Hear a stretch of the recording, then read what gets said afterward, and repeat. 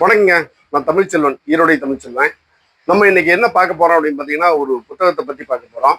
அந்த புத்தகத்தை எழுதுனது வேற யாரும் இல்லை, நம்ம ஈரோட்டு பெருமைகளில் ஒருவரான கனகுருஞ்சி ஐயா அவங்க எழுதின தமிழர் தலைவர் பல நெடுமாறன் அப்படிங்கிற புத்தகத்தை பற்றி தான் பார்க்க போறோம். இந்த புத்தகத்தை நான் படித்தேன். இந்த புத்தகத்தை படிக்கும்போது எனக்கு ஒரு திரைப்படம் பார்த்த அனுபவத்தை தான் இந்த புத்தகம் கொடுத்தது.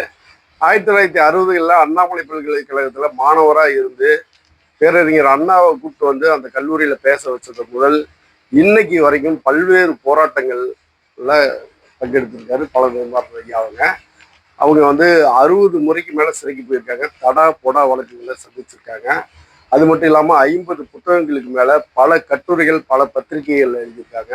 தமிழீழம் சென்று தமிழீழ தலைவர் தேசிய தலைவர் பிரபாகரனை சந்திச்சிருக்காரு, வீரர்களை சந்திச்சிருக்காரு. அது மட்டும் இல்லாம இங்க வீரப்பனார் சிக்கல் வந்தபோது வீரப்பனாரை போய் காட்டுக்குள்ள சந்திச்சது.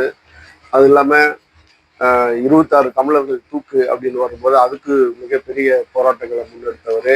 இப்படி பல்வேறு போராட்டங்களை முன்னெடுத்து இன்னைக்கு வரைக்கும் தமிழர் நலனுக்காக ஓடிட்டு இருக்கிற ஒரு மூத்த தலைவர் தான் நம்ம தமிழர் தலைவர் பல நெடுமாறன்.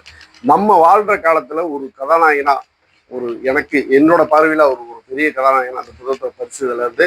அதே போல இந்த மாதிரி ஒரு தொகுப்பு இது வரைக்கும் வெளிவரல. ஐயாவுடைய பேட்டிகள் வந்து பல பத்திரிகைகள்லையும் ஊடகங்கள்லையும் வந்திருக்கலாம். ஆனா வந்து இது ஒரு தொகுப்பா வந்தது, இதுதான் முதல் முறை.